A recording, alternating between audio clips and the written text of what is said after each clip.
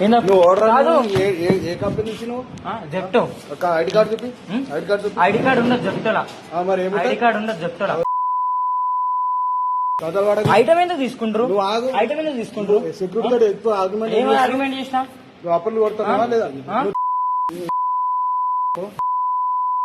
దెబ్బలు అవుతారా మంచిగా మాట్లాడండి మేము దగ్గర ఏం పని చేయడానికి రాలే పని మనిషి కాదు మాట్లాడండి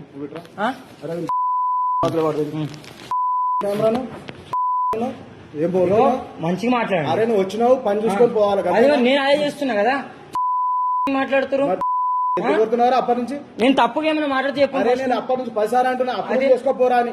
నేను అప్రూవల్ కోసం అన్నా ఫస్ట్ పోరా అంటే అదేం సార్ మీరు సార్ మాట్లాడితే మీరు ఎట్లా మాట్లాడుతున్నారు? నేను మాట్లాడాను.